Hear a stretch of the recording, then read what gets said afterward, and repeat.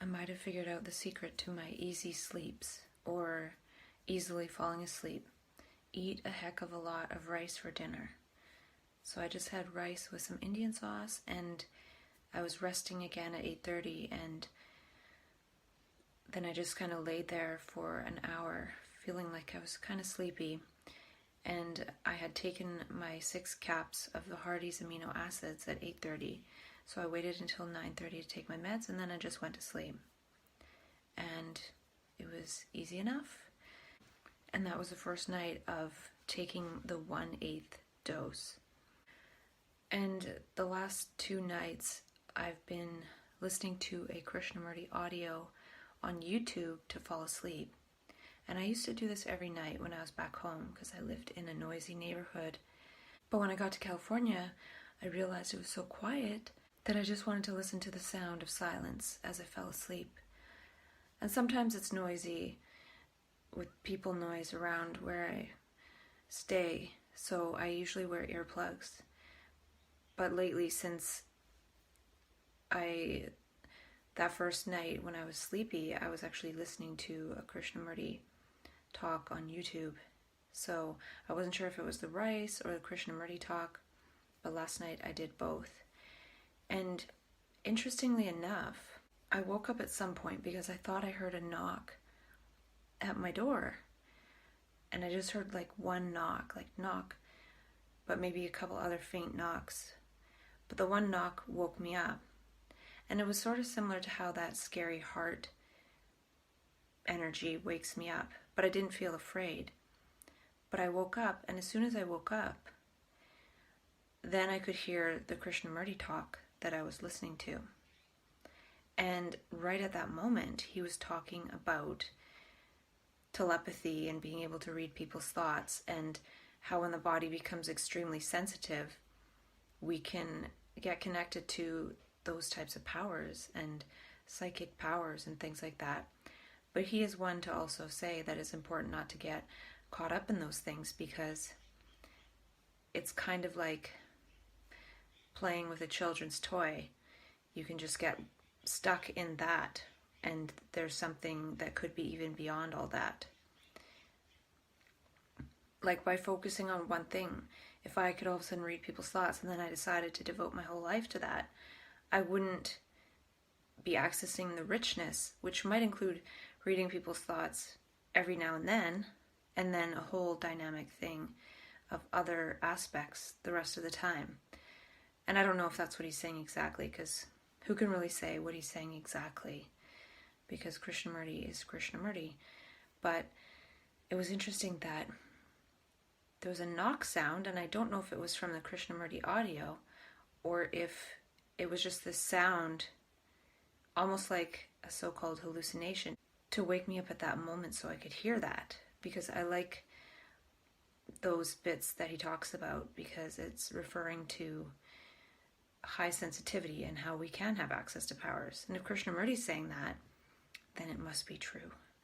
But anyway, I think there's some kind of equivalent process that happens in map consciousness. We get sensitive and we don't know how to be with that, so we can get caught up in some of these powers, and that can actually mess it up, because it's one thing to get caught up in the powers and use them for the rest of our life, but most of us get caught up in the powers, and actually that is the demise of the whole thing.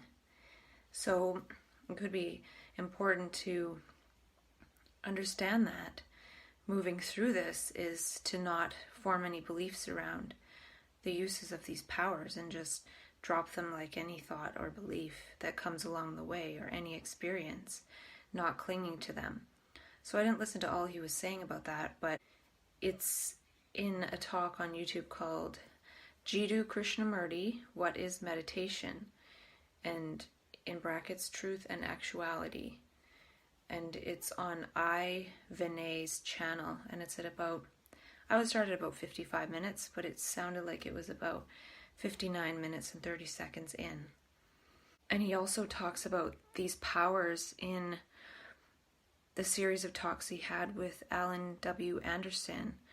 He had a series of about 18 talks, and in the last talk, which is something called meditation part 2. He talks about being in connection with these powers and then sort of leaving them alone. Because the thing too is, if we leave them alone, then those powers will arise when we need them. Not by any act of will, but if we try to cultivate the powers, then we're actually putting some element of will and desire and ego structure into it, and that's where it gets messy. And that's where it gets messy in so-called mania too. So even when I say harvest, practice, embody, that could be dicey because we could be practicing traits that we want. And so it's still important to be in contact with the whole rich spectrum of the moment. Sort of doing a bunch of cross-training of the powers, but not willing them in any certain direction. Just being able to refine to some extent the channels through which all this energy can go through us, not trying to augment any particular channel, but definitely negating all the channels that are the ego.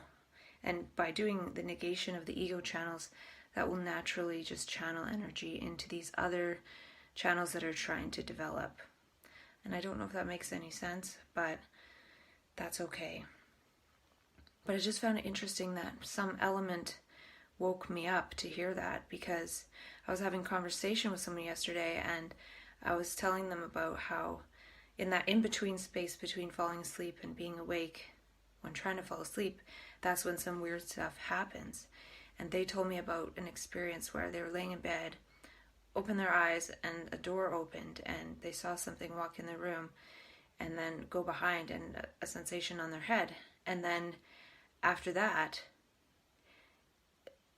they opened their eyes and saw the door open. So it's, to me, sounded like dreaming within a dream or something. And I've had an experience like that where I was dreaming that something was grabbing me from behind. And then I woke up and I jumped out of my bed and I ran downstairs and got in my mom's bed. And this was like, I don't know, 10 years ago or something.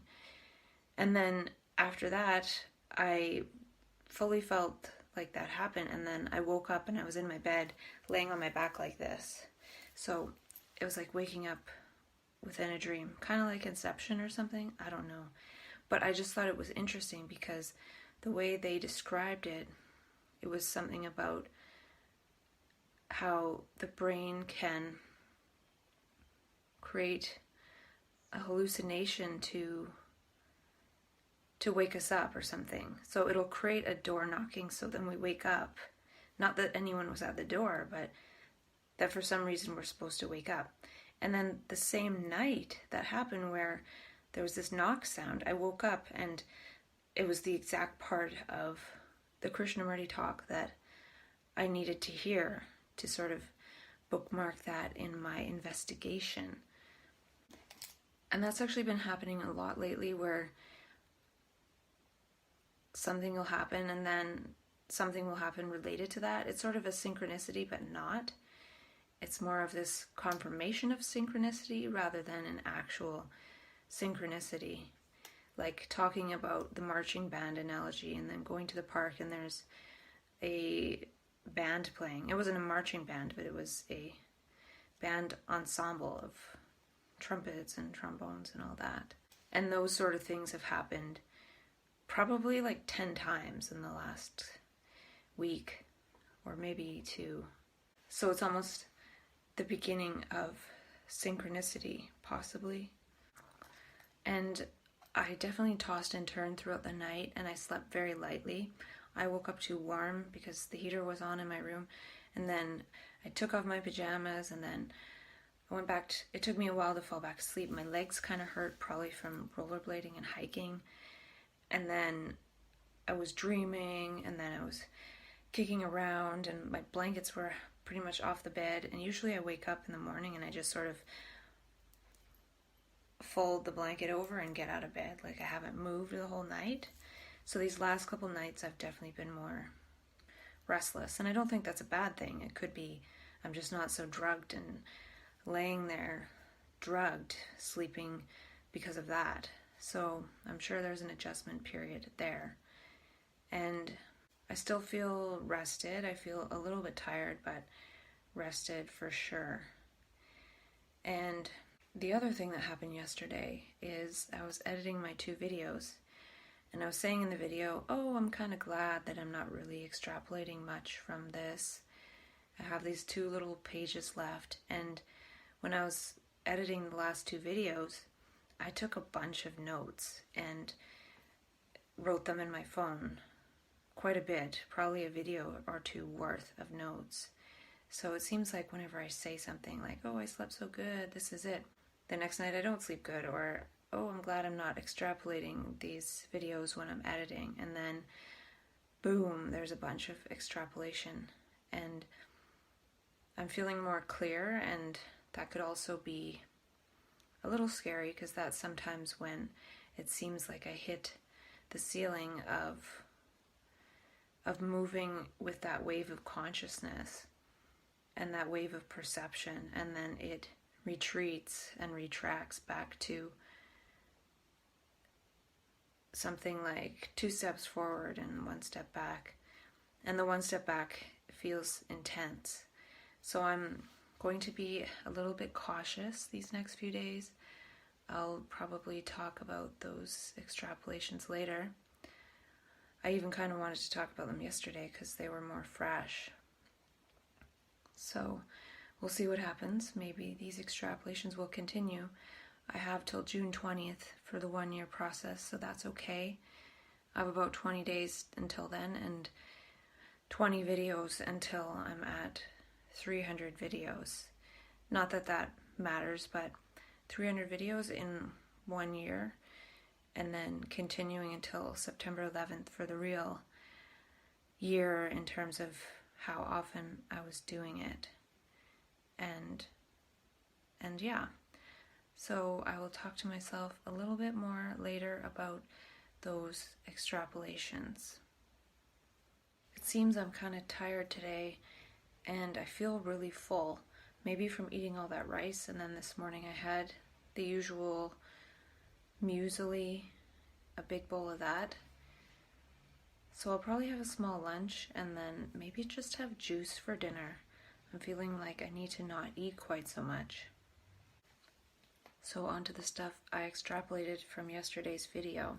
I talked about how it seems like we go back to that time before we were really programmed, when we were learning in this dynamic way that seems to be reactivated in so-called bipolar. So it's almost like we go back to being 7 years old. But the part that I thought of after watching my video was that since we learn so fast in that state, we can catch up fast. So we go back to 7-year-old kind of reality testing and trying to test out new rules and test the rules, because in that space there are no rules. So the rules are kind of made up moment to moment sometimes. But we can catch up fast because it's a hyper-learning state. We learn so fast as children, and then we go to school and learn from books and things, and that way of learning gets turned off, and it actually slows down how we learn. And I remember when I first went into map consciousness 6 years ago, around the time it first started, I started really connecting with some of the Disney songs of my childhood, like the song that Ariel sings in The Little Mermaid about all her stuff that she has in her cave. And I actually had the sense like my life story was the same as hers, and I almost really strongly identified with it. And when I was thinking about how it seems like we go back to that 6 or 7-year-old state, back to the time when that enormous process of learning was sort of shut down and turned off, that would have been a time when my brain would have thought like that. I would have actually identified with Ariel and maybe felt like I was her, or I could be her, or something like that. So I just thought that that was something that points a little bit more to how my brain did kind of go back to that childlike state. And it also sort of was thinking about the lessons in those movies, like The Little Mermaid, Aladdin, The Lion King. Those were the three that sort of went through my mind. And as time went on, I started to listen to music of my early teens, and I couldn't really listen to the music that I listen to now, which is usually upbeat, electronic type music. It seemed way too fast. And I wrote down, that world unfolds when we are in that heart space, the art of perception and action. So can I design this as a lifestyle? Can I experiment with this when I go home and just live in perception action without delay? And go from this pseudo-synchronicity that's happening now to synchronicity, which is kind of a personal, subjective phenomena, to synergy, which requires synchronizing with other beings. And kids seem to have their own intelligence, which they co-create with the moment. That intelligence directs their learning, and they don't learn just from reading books about something.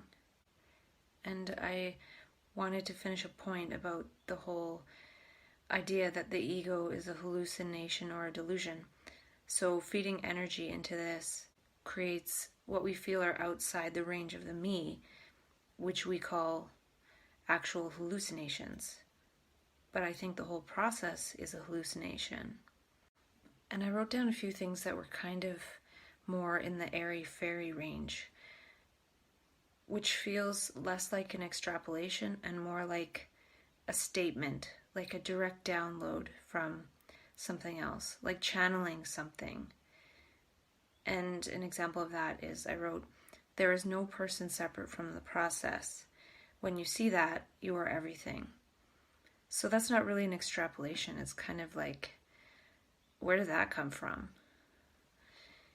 It sort of arose through me, just like the other things, but it has a little bit of a different tone, kind of like a teacher or something. So maybe a teacher can arise through a being. Instead of reading it in a book, you can just channel it. And I don't know, but I'll read those things anyway. But sometimes when I start writing those things, that's when I'm reaching those upper limits. And a lot of my old notebooks from 2 years ago, before I had my first reoccurrence of map consciousness, after I tried to taper off meds then, they were more like statements, like direct insights. And can human beings get with the creation of that totally different dimension or category in the mind, in the brain, like Krishnamurti talks about? Can we get out of the way and support that dimension and category to come into being? And I thought of another way to think of momentum when I was saying it's moment-om. And it could stay moment-um, but be momentum, meaning pause in the moment. Say wonder, and say I don't know. So can we go from memory to moment, pausing in the moment and allowing something to arise in the space of not knowing, versus immediately meeting each moment with memory and giving continuance to that. And then I get a little bit into that insight where it's sort of a statement.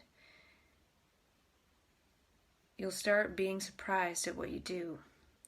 I don't know unlocks all directions, all possibilities. Be artful in the unknown. Allow the unknown of you to unfold. You'll watch your life unfold. Watch your show instead of thinking you are the subtitles. Maybe this is why we feel like we're on TV when we connect with that state. It's the best language we have to describe the felt sense of that witnessing state. So what I was thinking with that was how when we're in memory and meeting life with memory all the time, we live in the commentary. We live in the subtitles, which often have nothing to do with what's actually happening in the moment. So it's actually worse than living in the subtitles. It's like living in the subtitles of a different movie than you're actually watching.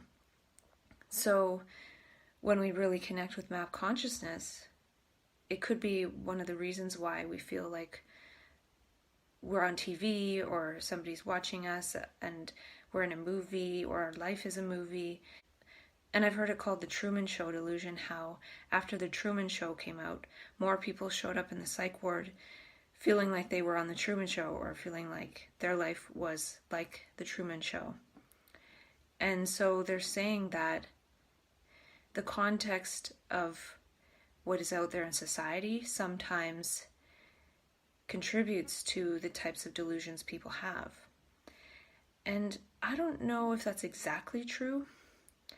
To me, in thinking about it right now, it could be more so that in watching that movie, if one connects with map consciousness, that movie has given a person the language or context to put words to the felt sense of what that feels like.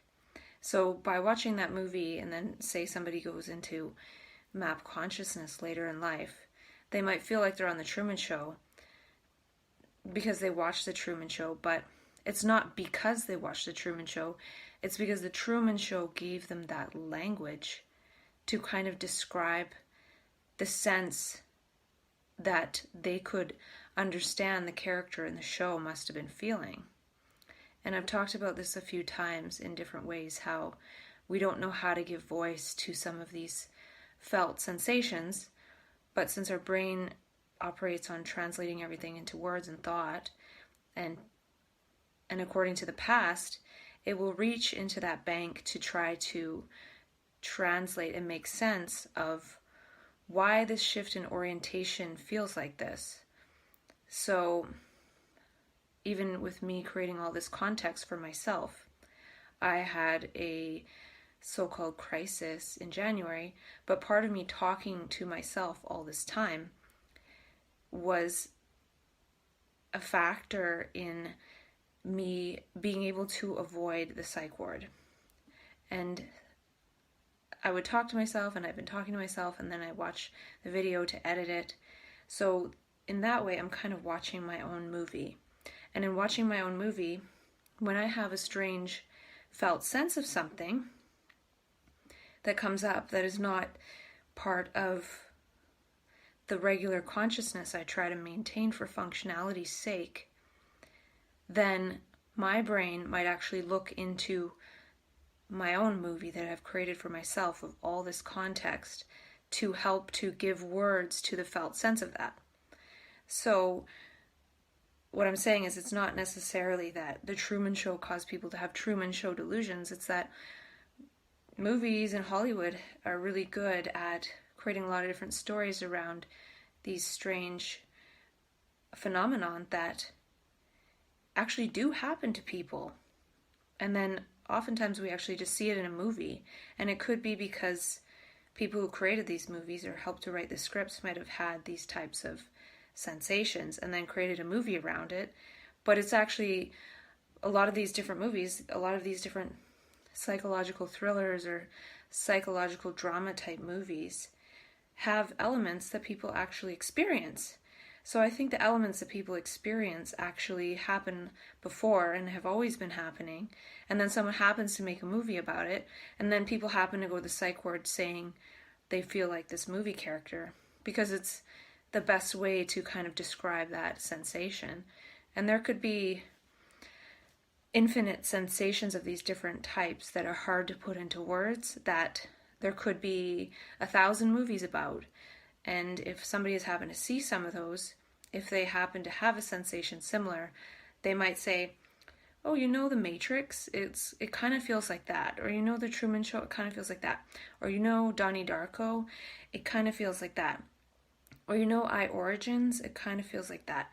And there's so many of those movies, and I watch those movies and I can see things that I have touched on experiencing in the movies, and so it doesn't actually feel like a fake movie. Actually, before I went into that mini crisis in January, I was watching that show, Original Angel, the OA, and that crap is real, man. It is messed, and I only watched half the first season, and my brain was already going into those expanded states because it's been there. So to watch things that tease my brain into those states, that show actually played into some of what I experienced in those states. So it is kind of a reciprocal thing. I think watching those things can invite some of that. If there's an out there experience, it invites the brain to lean towards translating it or creating that experience in the direction of the recently watched psychological type movie.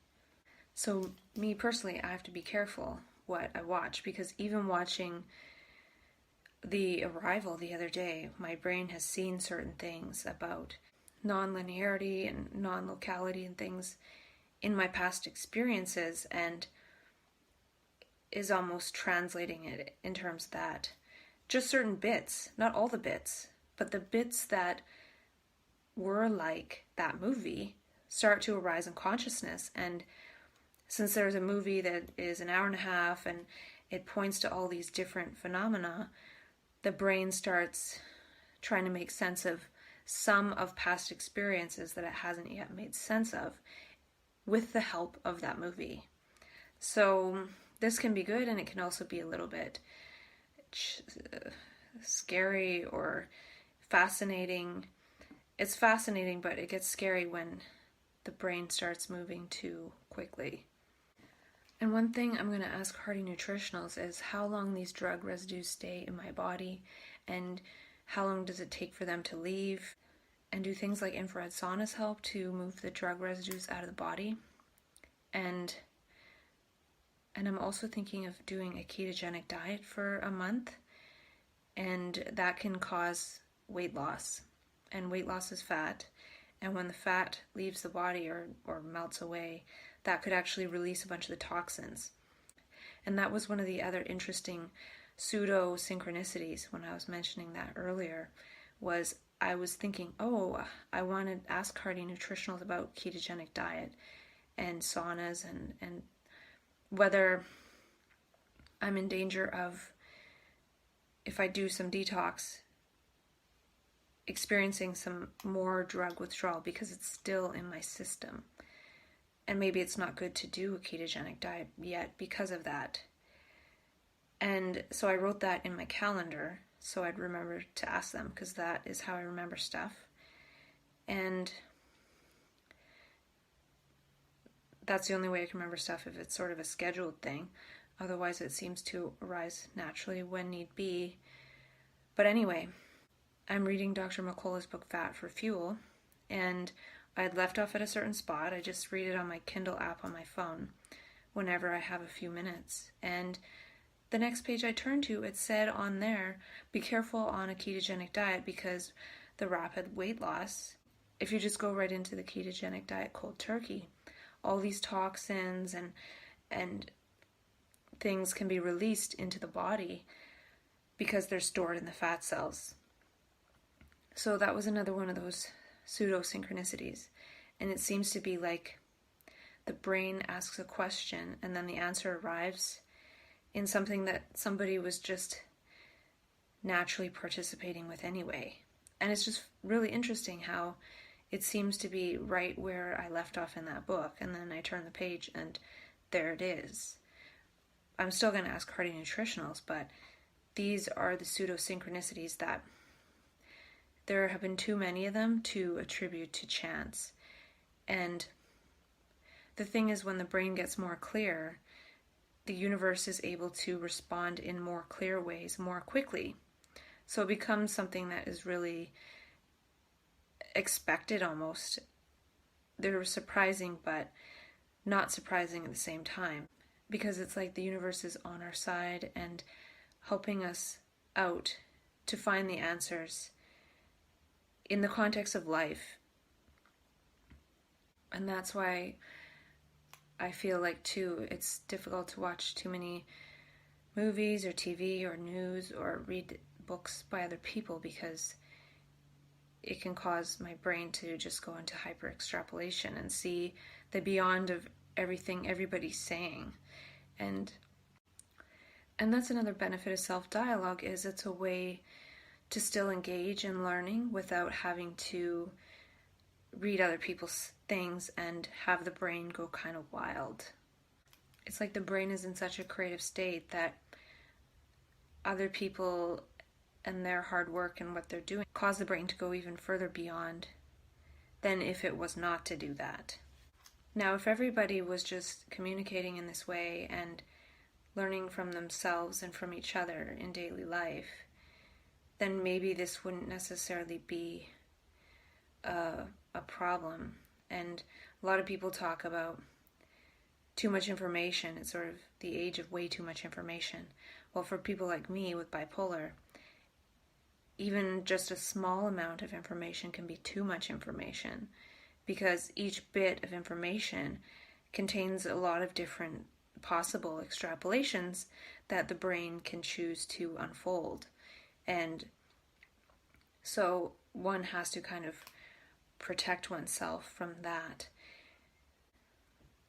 So Jason Silva mentions bandwidth anxiety in some of his videos. Well, I feel like I have bandwidth anxiety in a different way. It's if I read stuff, I will create too much bandwidth of my own. So it's actually the opposite. It's staying away from the bandwidth, knowing that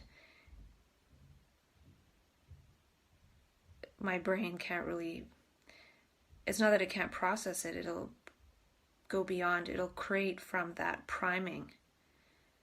And Steve Pavlina talks about priming. Well, I feel like being primed from my own dialogue is enough.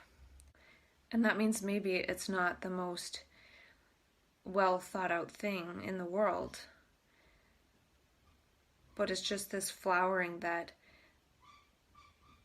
there's no one there to control it. So one has to have other mechanisms of keeping it in check. When we learn the whole, but really this is when we learn when it's like a flowering, not a linear process from books and adding to memory. And related to what I was saying about the Truman Show thing, is that if I share this and anyone watches a certain length of it who has experiences of these types of consciousness, it might help to create some language and understanding around some of it, so that we don't necessarily have to rely on movies to help us create some language through which we can describe to people how this sensation feels. So now it generally feels like something out of a movie, whether it's a Truman Show movie or a Matrix movie or something. But when we have enough language to talk about it, and we speak that language, and we're able to speak the language of those sensations and orientations and perceptions and perspectives and states of energy and consciousness, then we don't have to just say, oh, this feels like the Truman Show. We might actually be able to unfold what it is like. And that's sort of what I've been doing by talking to myself, is creating that language and thinking of it in a lot of different ways. So if I go into map consciousness, I don't have to just feel like, oh my gosh, this is the Truman Show. Or the last time it was a lot of scary alien stuff, and I didn't have to think, oh, this is like that alien movie where somebody had their brain zapped or whatever. I could just hold it within all the context I've created by hearing myself say all of this and saying it from the moment and from my own perceptions and understandings. Creating this understanding for myself, not having the brain go back to rely on understandings that we got from the entertainment industry. Like, how much of our life do we have to get from the entertainment industry? And even when we say it feels like this or it's like that, that's still not it. That's still not the essence of the sensation. It's just a way of telling other people or telling ourselves how that feels. But if we hold on to that, if we feel like this is the Truman Show, or my state feels like the Truman Show, and then we believe that, then we're actually limiting the unfolding of the richness. So if we're able to let go of that, that story related to that sensation might actually drop. And then we might go on to the next movie, or we might just go on to something completely different that we have no words for. And that's part of this self-dialogue, is just keep talking to create words for things that aren't things, that are states, that just 1 second of that sensation or that felt sense or that state of being might create thousands of words, which still wouldn't do justice to that state of being. So, as Krishnamurti would say, the word is not the thing. Or as Korzybski would say, the map is not the territory. So even mapping out map consciousness is not map consciousness. And there is no real map for map consciousness. When I was at the park yesterday, I heard somebody walking by talking about something about how their singing coach was retiring. And when I'm in that very clear state, I get extrapolations even from just being in the moment and whatever is happening in terms of interactions around me. And I was thinking about how singing or voice teachers teach us to create beautiful sound with our voice. So I don't have any training, so I sing in a certain way. But if I was to have a singing coach or a voice coach, singing teacher, I'm sure after a year or two or so, I would probably be able to sing quite well. I'm just guessing. And right now, I can't really even imagine that's possible. It's almost like, what could they really teach me? I have a voice, I speak. What else do I need? And I can imagine they would teach us to stop doing things that constrict the sound. So if we want to sing a high note, we have to sing in a certain way. If we want to sing a low note, we have to sing in a certain way. And use different muscles and stop using certain muscles and breathe a certain way to create that beautiful sound. So we can create sound, but to be able to sing, we have to perhaps stop constricting the sound in certain ways. And I think what map consciousness shows us is that our ego, our me, our self-structure constricts our whole organism, and it constricts the universe from flowing through us. Just like we don't really allow the breath to move through us and contract our muscles in the right way to sing most effectively and beautifully. So in the same way, our ego structure is constricting our whole being from being able to do that. So map consciousness is trying to correct this. It's sort of showing our unconstricted self.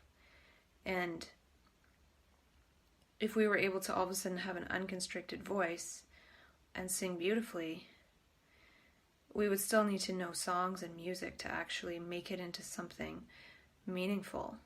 And so when we first get unconstricted through map consciousness, it's like having access to our most beautiful self and our best self without having any music to go along with. And not that we need a pattern or anything, but it's like being able to create beautiful song.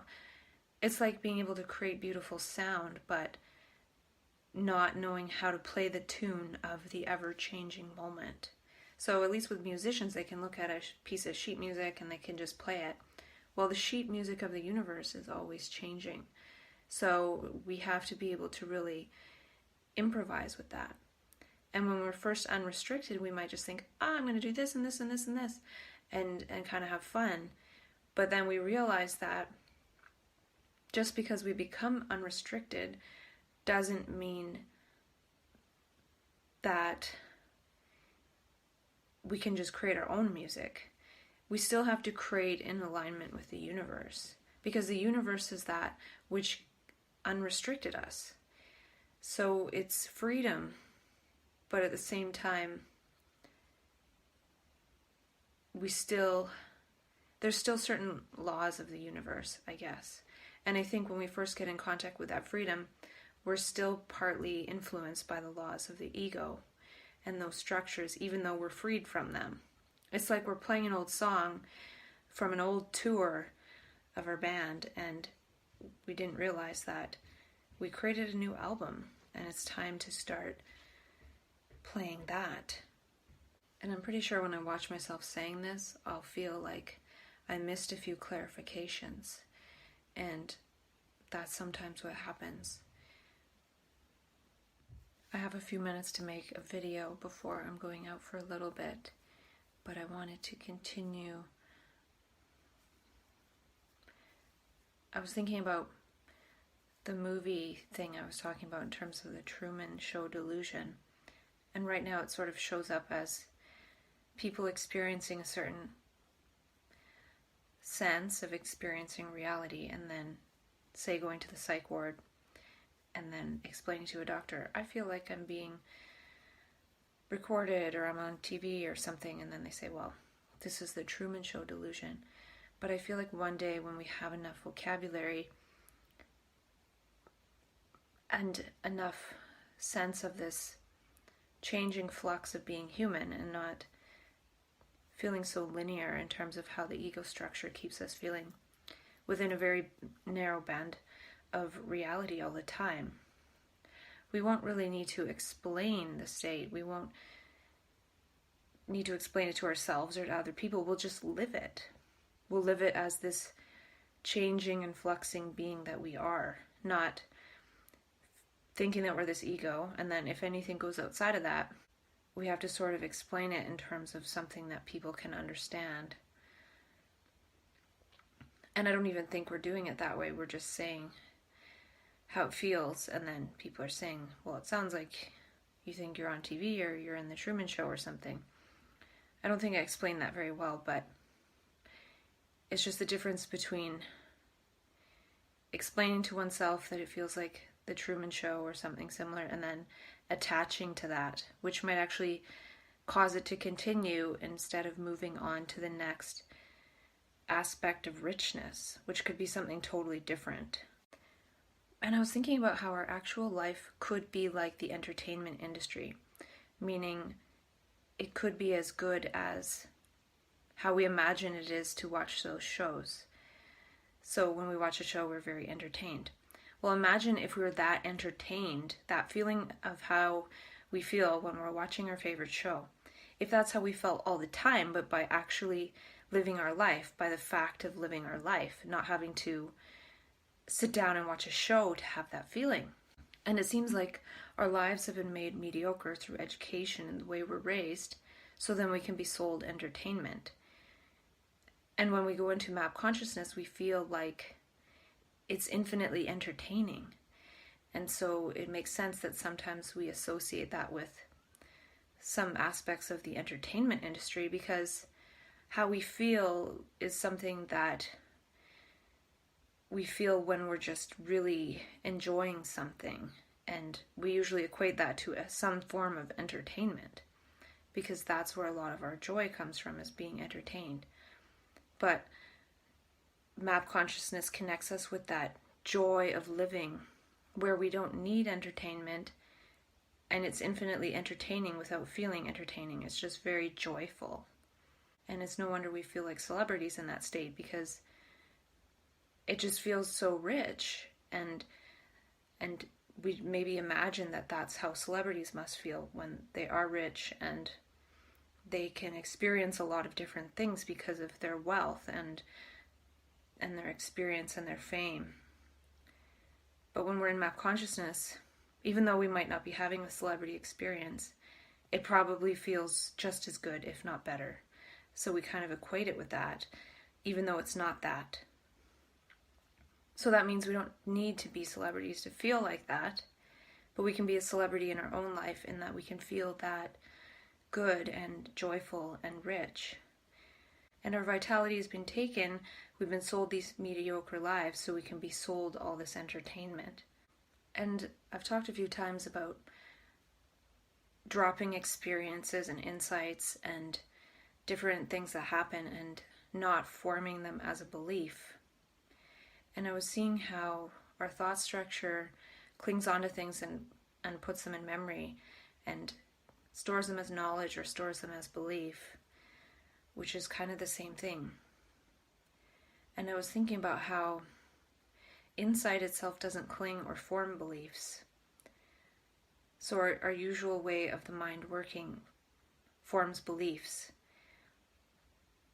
But for example, if I was to form a belief around some of my initial thoughts to myself about whatever in this dialogue, I would have never kept going into continuing to have different insights. It's sort of like when I was told that I had a mental illness 6 years ago. If I would have believed that and held that, I would have never considered thinking anything beyond that. So by forming it as a belief, I can't even see anything beyond it, or think anything beyond it, or wonder about anything beyond it, or if there's something beyond it, I'm going to think about it in terms of mental illness. So if somebody has a so-called Truman Show delusion and ends up in the hospital, they go from thinking, oh, I'm on the Truman Show, or I have people recording me or something, to, after being diagnosed, any experience, whether it's Truman Show-like or Matrix-like or any of the infinite different altered states of consciousness outside the normal state, one will just think, oh, it's my mental illness, oh, it's my mental illness, oh, it's my mental illness, and that blocks any inquiry. So that belief in mental illness blocks any learning outside of that. So it's very limited. So the process of insight doesn't cling at all. So even thinking about dropping beliefs is something that one goes beyond when in the state of insight, because there's no need to drop anything if nothing is clung onto. And I don't even know if clung is a word. Is it clinged or is it clung? I don't know. I don't even know how to use was or were sometimes, and I know a lot of times I say is instead of are. I notice that a bit, but at the same time, I don't really know which one's right, and whatever. So once one's brain goes into the state of insight, then no beliefs form, so there's nothing to drop. And the important thing in that is then the brain is always clear to keep seeing, not seeing in terms of what it saw. But unfortunately, that's what we think is learning, this accumulation process, when we don't understand that when the brain doesn't have the accumulation, there's something else that processes through the brain that's more powerful than a bunch of words and images that we've accumulated. Something else processes and presents possibilities in the brain versus having memory come in, which is very limited. And another thing in terms of the special powers, I wrote down the powers don't need the ego or will, so don't bring that in. So when those powers come in, those powers don't need the ego, and the ego actually warps them in ways that turns them against us. It makes the power turn against the ego, and then it blows up the ego, which is good in ways but not so good in ways because it's very chaotic. So to think that those powers need the ego is a little bit silly. The last video I was making got cut short, and that's because my phone ran out of memory. And that's never happened where I notice that I'm talking and the video's not recording, and I'm thinking, I don't remember stopping it, because usually I just do it in one long clip and then edit it. Sometimes I make shorter clips. So then I went back to the video and I looked at what I was talking about at the end, and sure enough, I had extrapolated 3 more points, but it wasn't on the video. So I looked and my phone had indeed run out of memory. So note to anyone who ever wants to do self-dialogue, you need a lot of memory. I have an iPhone 6s Plus, and it has 128 gigabytes, which was the biggest size at the time. The 7 comes with 256. And I have a 7 in my possession, I'm keeping it safe for somebody, and I just did a test clip, and the sound quality is actually a lot better because I think the phone has a better microphone and a better speaker too. So it might have been smart of me to actually upgrade my phone to the 7 right away, but I couldn't have predicted that I was going to do this many videos. So getting the phone you want with the most capacity is good. And then one would also need a iCloud account or some kind of uploading service, because there's still way more gigabytes of video than the phone. So if each video is maybe 5 gigs and the phone is 128, it's only going to store like 20 videos. But I have about 280. So half of them are on a hard disk at home. All of them are in the cloud. I have a terabyte of storage, which right now is $12.99 a month in my country's currency, which actually I think it's $13.99 a month. And that's just a way to keep the conversation and all those hours safe. I will be upgrading to the next iPhone when it comes out in a few months. And I'm still very low on memory on my phone, so I'll have to find a solution soon. I did buy some kind of little external hard drive on Indiegogo. That was an extra 256 gigabytes or something. But the thing with Indiegogo is that it says predicted shipping in May, and you get it like the next year in July sometimes. At least I bought something 2 years ago and I still haven't received the product. Though I have got a few things on there that were really cool, and I did actually get at some point, which is nice. But yeah, it's not something to rely on for the date. And also they usually put this really amazing product and then you buy it, and then they skipped a ton of features because they couldn't really fit that into the budget. So yeah, and I had to stop having those emails because I'd see something and be like, that's cool, I want that.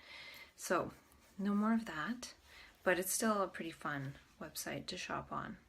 And one thing I forgot to mention was I was having lunch with some friends and we were just chatting about stuff, and then one of them brought up how sometimes people have this feeling like they're in a movie or being recorded all the time. And then I said, that's called the Truman Show delusion. And then they said, yeah, that's right. I think I read it in the New Yorker or the New York Times or something. I can't remember what they said. But I was just talking to myself on a video about that before lunch. And then I went to lunch and that was brought up. And I was on the video before also talking about how this is happening, where I'll be talking about something or thinking about something, and then the next scene in my movie or soon after, there's something very related, and it's not really a synchronicity. It's more like a pseudo one because there's nothing to really follow there. It's not a sign to follow. It's more just a signpost to look at and notice that there are signs, but it's not necessarily one to follow. And then I was sitting there having that sense like, yeah, this is what happens and it's not surprising. And it could just be getting my brain ready to start following some kind of signs when there are ones to actually follow. So the couple of extrapolations that I missed out on, that's never happened, where I've lost some of what I've said, and I think I was doing a pretty good job, and they're lost forever. And it doesn't really matter, but I will talk about them again. Something I wrote down that is just one of those sort of statements. I wrote, the ego constricts the being from moving most beautifully and effectively in the field of love. Aww. And I was talking about how movies are possibilities, and a brain and map consciousness, or one that has that susceptibility, even if it's not in that state, has this dimension of seeing possibilities or operating in possibilities. So movies can actually activate that dimension even more, because even though movies are fiction most of the time, they're still possible. There's still possibilities. And a brain that operates in possibilities sometimes sees how those situations and scenarios could be possible, especially because they resonate with possible past experience that one has had. So it resonates with that and activates it more. And a brain that's operating mainly in the dimension of thought, in the domain of thought, is moving in the domain of probabilities. It's looking and making calculations and trying to make predictions, not seeing possibilities. It's not seeing and the field of possibilities expanding based on what one sees. It's actually narrowing down the field of what one is making salient, and then narrows it down further to what's probable based on what the past associations are making salient. So it really limits the game of life. So that was just another thought on how movies relate to this state, and how sometimes we explain our states based on movies, or sometimes movies can actually resonate and accentuate those states or understanding of those states that we experienced in the past. And the brain is trying to make sense of possibilities, so if it sees something that helps to make sense of some of the things that possibly happened in the past, it will use that information. But then sometimes it can almost reactivate those states in the process. Because the brain wants to move in possibilities. It doesn't want to live in this limited domain of these probabilities that have been programmed into us. It's like advertising. The advertising companies know the probability that somebody's going to buy something based on the advertisement. And so our past memories are like advertisements that are making certain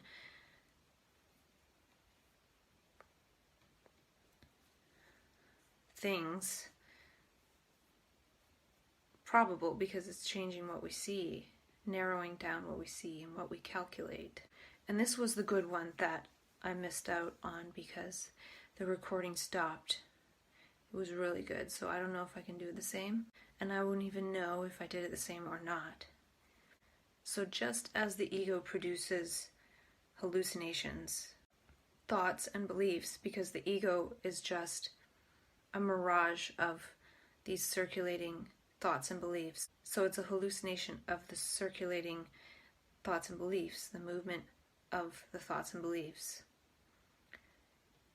The state of insight or seeing produces more seeing. So the state of ego thought, which is a hallucination, produces more thoughts and beliefs and hallucinations. And the state of insight or seeing or possibilities produces more seeing or possibilities. So that's why it could be important to limit bandwidth, because reading something like a short paragraph might actually create the equivalent of 1,000 pages of insight and information and seeing in the brain. Whereas in the state of ego thought, if one reads 1,000 pages, one might actually retain a page. And that doesn't even mean that it's necessarily understanding. It might just be memorization. Whereas in the state of seeing, reading that paragraph flowers the understanding. So more information is produced from that prompt of reading. And these aren't exact calculations. I'm just making up numbers for the sake of trying to illustrate what happens in these states, possibly. So others are trying to consume and remember and believe from this bandwidth that we have access to in terms of information overload. So consume as much information and store it and remember it and have it as knowledge for later.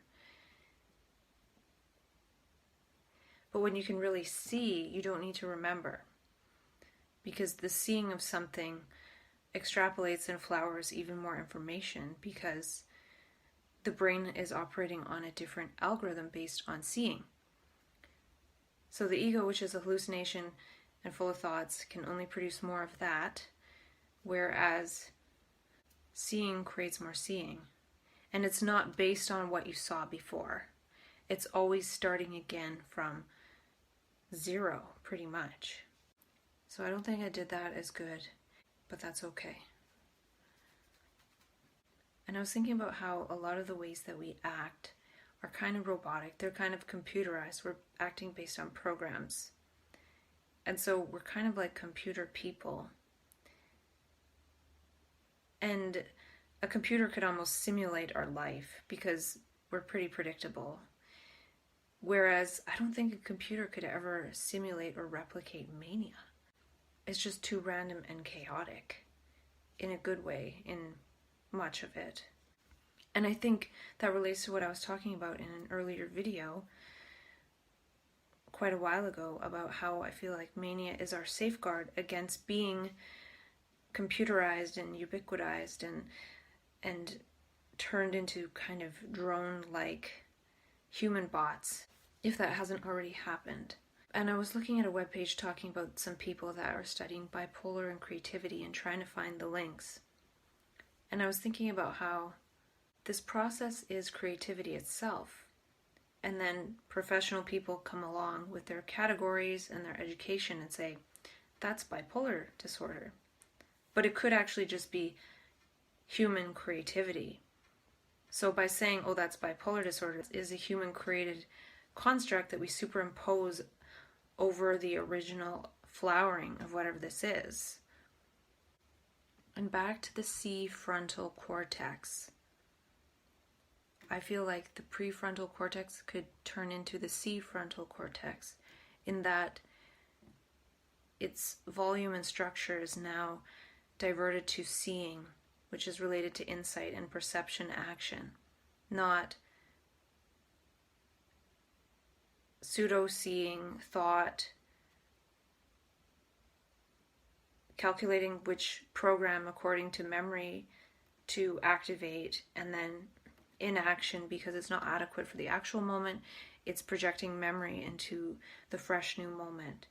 So when the ego is non-functional, the brain can now use that area for other things. Just like if an area of the brain gets injured,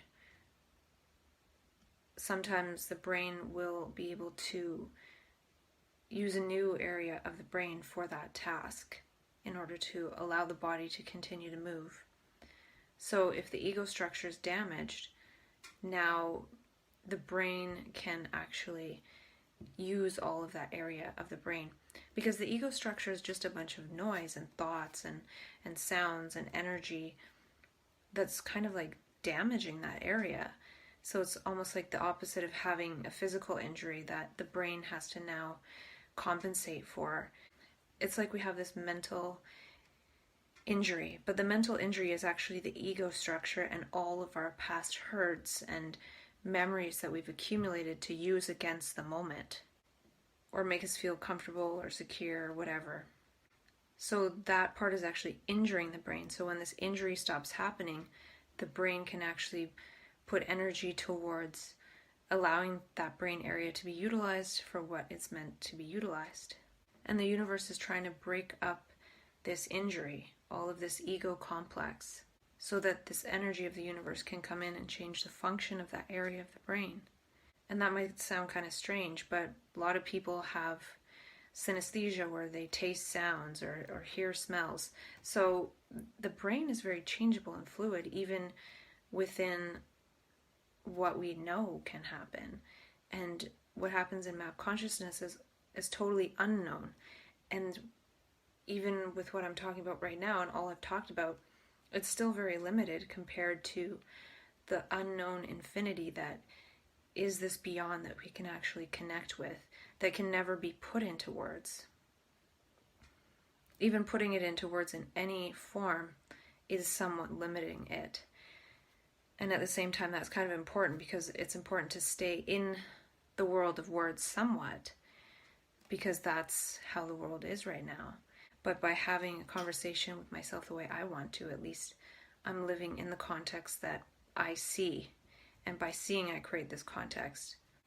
And perhaps at some point it gets passed on to the next generation, whether it's an alteration in the morphogenetic field which perhaps changes the genetics and passes it on.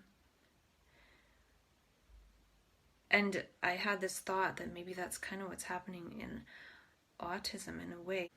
There's this dimension that wants less words, and whether it's through the map conscious process, but now it seems like something has been passed on to the next generation to be perceiving in a different way and not acquiring words the same way.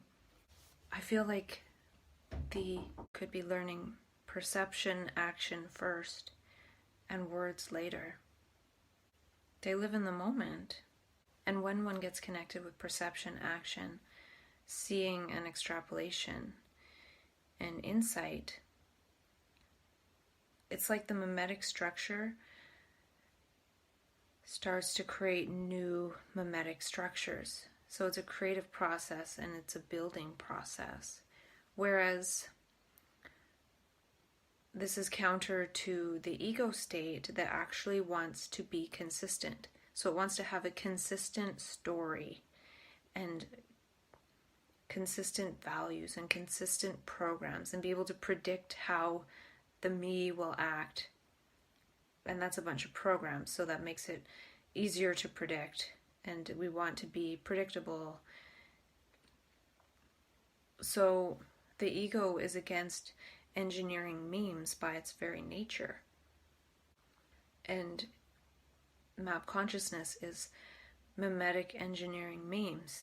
It just keeps building on itself. Not as a self, but just this process of building. Not creating a center around which any story revolves. It's like going from being the center as an ego to being the entire map with no center. So this process is giving voice to new memes that can be sorted out with love and dialogue. It's kind of like if somebody is brainstorming. The process of brainstorming is to just unfilter and just put ideas down on paper. And so I feel like map consciousness is the universe brainstorming and heartstorming through us to see if we can find new values by this heartstorming process, not just going back into our memory and trying to slightly change that. It's just a completely different process altogether. So the current world is speaking in terms of the past, of a story that revolves around our center of ego. And this new world is speaking as the moment. So really, in order to speak as the moment, we need to see the moment. And it's just a different way of seeing and using language. It's a reversal process in how language is created. It's not created from the ego center, it's created from choiceless awareness. And that's a term that Krishnamurti would use. And we've learned enough language to be able to be creative with it. And being creative with it is speaking as the moment. And it's very circular in what I'm saying, but that's how it goes. And think of all the energy that's released from the brain when it's released from the burden of storing memory. And it seems like this is concurrent with technology as well, in that as computer capacity goes up and memory storage in computers, there's technically less need for us to store our memories in our brain. So all that energy that's used in the memory recall process, in every moment, meeting the moment with memories, which isn't really seeing because we're looking through our own projections, which is another waste of energy on top of just the mechanistic recall mechanism. So now the way we recall memories in our brain is actually kind of slower than recalling information on the computer. So to Google something is a lot faster than to read 1,000 books and then hope that we know the information that we need in a certain moment and then we can recall it. So if we need something from memory, we can just Google it or search it on our computer. And then that frees up the brain that capacity, that energy for other capacities. And look what happens when a person is somewhat released from this memory process and is really meeting the moment afresh, how creative that person is. And that's kind of what creativity is. We can't be creative when we're meeting the moment with our memories. That has nothing to do with the moment. It might have something to do with the me, but the me has nothing to do with the moment. And being in touch with the moment will give us a different momentum than the ego does. And we won't be in conflict because the ego is trying to bend things in its way according to its programs and memories, which the universe is not going to bend to that. But if we can flow with the universe, then that is a different story altogether. And another reason why we don't need the brain to store memory is that a lot of our memory is full of our personal monologues and stories. And with the surge in technology and the entertainment that's available from it, our stories aren't that interesting anymore. To other people, maybe to some extent in personal interactions, but compared to what's out there in terms of entertainment, it's not that interesting. So that's a reason why there's less people relating with each other face to face, because they'd rather look at their phones. So if we're not talking to each other and relating based on, oh, this is what happened to me when I was this year, and this is my story, and this is where I grew up, and everyone can just look that up on Facebook and they don't give a crap if you tell them in person, we need, again, the brain to start using that energy and capacity for some other function than telling our own little story, because of the reasons I just said. So that goes with part of what the brain is doing right now, is telling stories, and the memory required to do that. So it's twofold, that the brain doesn't need that as much anymore, and it's becoming less and less and less. And if we don't start using the brain for other things, or allowing other creative changes to happen in the brain, then we'll just be more glued to our phone and more addicted. And the C frontal cortex, instead of becoming this creative diamprovologue processor and algorithm creator with the moment, will just be congealed into this portion that is very capable of looking at screens. So that's another reason why this mimetic structure, creating more mimetic structures, needs to come in, because it's beyond a story. It's talking based on the moment and insight and the richness of that. Relating must be a moment-to-moment game. And it must be more interesting than technology and entertainment, or we're going to end up like Wall-E, the Disney movie. So by creating new memes, I can use them and build on them. I can use them in conversation. I can use them in dialogue with myself. I can build on them. And so it's creating new context. So the new language is to create new context, not just to create new stories about the ego. And mania is keeping the unknown in mind, not the memories.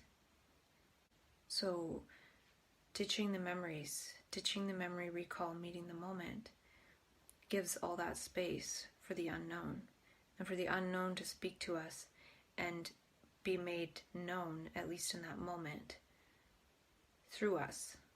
So we need to see things for ourselves, and there's understanding in that seeing. Not read it in a book or hear it from another and try to memorize it. The moment calls on all the senses, and it's creative. And is there a sinner mimetics, which is synergizing through creating context and new memes? And mania is like being released from the puppet show we've been raised in. The programs of society control us like marionettes, and it's just like a big puppet show. And can we go from where we are headed to where we are hearted? And can we go from progress to unfolding meaning in dialogue? And that meaning gives a different forward momentum. It gives a momentum of the moment. Mania is above the clouds, And psychosis is mixing old memories and memes with new meanings of the moment. We must forget everything. The most valuable thing is forgetting. We wouldn't take a dream to be real and form it as belief. We process map consciousness as showing the trouble with belief, and not to believe the things seen in the process. Enclosed by the hologram marionette, the beatific vision dissolves the cage that was never there. There was a mutation at that point in space-time in the total mind. The brain could see it and thus created and unfolded that. They were that without knowing, in the unknown. And memory based on association was a convenient and efficient way to store that type of memory. But now we don't really need it so much because of technology, because of evolution, perception, action is actually what we're moving towards. Extracting language from the moment instead of recalling it from the brain. Emotion triggers association. The moment, the energy of the moment, the energy momentum creates through perception, action, extrapolation. To extrapolate is to create, is to act. It's a creative act. The brain creating itself. Association is reliving the past, relevating it into consciousness. Remaking the past relevant, which is just a shadow.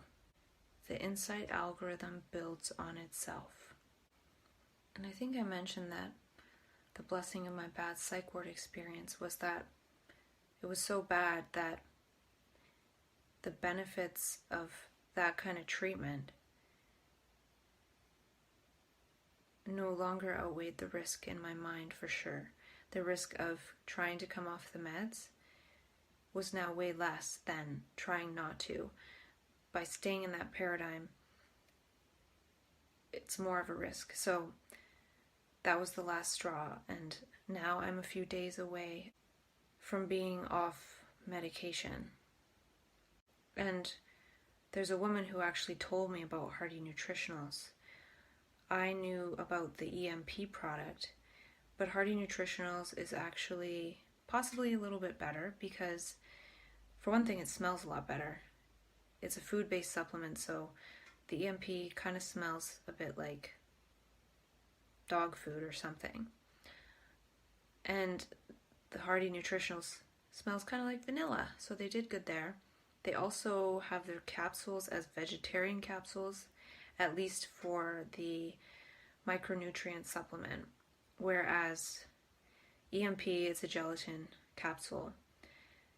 The aminos capsule for Hearty's Nutritionals isn't vegetarian, and I am taking that, so that's not great, but I doubt the aminos come from a vegetarian source anyway. So sometimes I have to go with what my brain possibly needs and say sorry to the cute little animals that I love. And the other thing is that Hearty Nutritional supplement has lithium orotate in it. And I was thinking about trying to switch my lithium carbonate for lithium orotate at some point. And I never managed to do that. So I have lithium orotate at home. So it's nice to have some lithium in my system because I've been on lithium for 6 years. And lithium orotate is actually quite safe. And lithium is a needed nutrient, just not in the high toxic doses that they prescribe in psychiatry. And lithium orotate can be given at a lot smaller doses because it's a lot more easily processed by the body in such a way that smaller amount of it gives you more lithium actually going into the body, so one doesn't have to have so much toxic amount of lithium to get enough to be therapeutic into the body. And I didn't really say that very well. Dr. John Gray has a pretty good video on lithium orotate. So anyway, I think Hearty Nutritionals is a better product. At least I've had success with it so far. And a woman told me about Hearty Nutritionals who I met at, I was giving a bit of a talk about my story to a group of family members with people who they care about with labels and diagnoses. And she was there, and oddly enough, this other random thing happened where I was at a health convention and I saw one of my friends working at a chiropractic booth, and she didn't see me. So I took a picture of her, and she was doing some kind of test that they do in those spine checkups, and I sent her the picture. And then later on, when I was looking through the pictures that I took, it could have been that same day or months later or something, that woman who is the one who told me about Hearty Nutritionals was the person sitting in the chair in front of my friend. And I was like, whoa, that is a freaky sign, because I just took this random picture of my friend, and the person sitting there is this woman who I met, and she was talking about EMP at the time. And so I actually spoke with her by email months ago, and so she told me about the Hearty Nutritionals product and said it might be a better product to try when I do attempt to go off my medication. So big thanks to her. I will be thanking her for sure. And I think I talked a little bit about how she has a bit of a sad story around the person that she cares about who's gone through this same sort of thing of being labeled and medicated. And I don't want to share anyone else's story, but I'm just saying that I'm grateful for her for telling me about this product, because I don't know if I would have found out about it otherwise. She might be somebody to interview on this self-dialogue. If self-dialogue can turn into not just self-dialogue, but expanding to more people. So maybe one day, if I share this, people might want to have a conversation and talk over the internet and extrapolate it together and share it. And start talking in the ways that we want to talk. Talking in the ways that we see. Not just trying to explain weirdnesses so other people can be comfortable. Because I feel like once we get this conversation and this context created together, then we won't have these weirdnesses. They won't manifest as these weirdnesses when we're able to communicate what we're trying to say. They won't have to be translated into odd behaviors or odd movements or odd gestures, because I feel that happens when, if we're perceiving something and seeing something, we want to communicate something, but we're not able to find the words or the gestures to do so, then it gets scrambled and we end up yelling or just doing strange things because the energy is not coming through properly. The message is not coming through properly. So if we can start getting in alignment with these messages, which aren't just words, they can be gestures and values and they can be creative and so many things, then we actually will seem, I think, quite balanced. Because we're trying to balance energies that are beyond our ego self. So when that gets translated into the ego self, it's going to make the ego self unbalanced, which translates into odd behaviors and odd things to say. But when we can really allow that chaos to settle, especially in dialogue with each other, then I think that we'll actually be quite surprised. And who knows what that'll look like? I don't know. But it could be quite surprising. And years and years ago, before I was labeled, I was in that state of map consciousness, and it was pretty energetic and intense. And I made a video with these little flies that joined me on the coconut that I was drinking out of. And we had like an hour conversation, and it really was talking to Gaia. and speaking as the flies and speaking with the flies and to the flies and just really being with these flies. And it's kind of strange, but after I took all the videos, I watched them, and I remember laughing my butt off. I just thought it was the funniest thing. I was laughing at what I was saying. I thought I was really funny. And then after I finished watching it, I had this intense fear. It was so intense, and I felt like if people really understand the implications of this video, it will change the world, and I don't know if I'm ready to be responsible for that, which could sound grandiose in a way. It does. And I wasn't ready to put it out there. But what I really feel like is that that moment was kind of the seed of this dialogue. And maybe that feeling was more about the implications of this dialogue than just that video with the flies. But that video with the flies was exactly the same in that was the same dimension that my brain was in, and even further beyond, because I was really able to commune with those flies. And it felt like a miracle to me.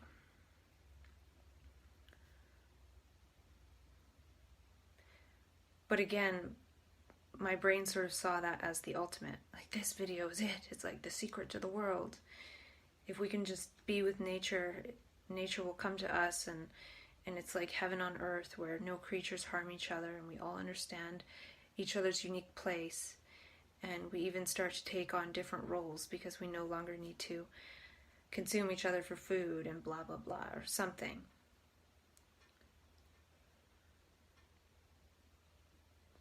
But I think that video was more just an invitation for dialogue with oneself, or Gaia-log, or Gaia-vlog. That was pretty much the first episode of Gaia-vlog. And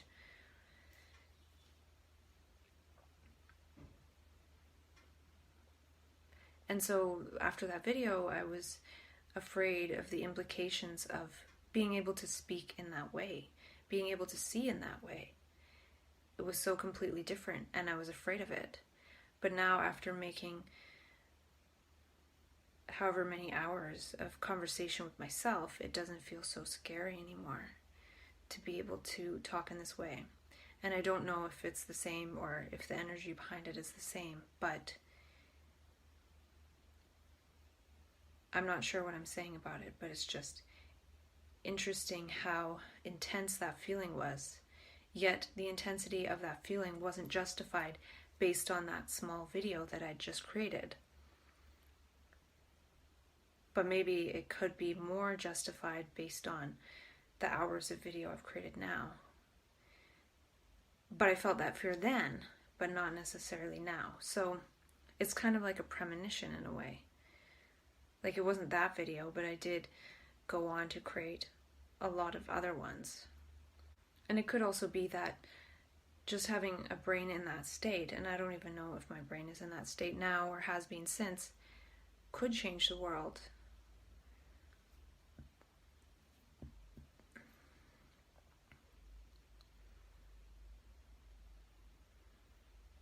Maybe I'll include the fly video in this playlist just for fun, but maybe not.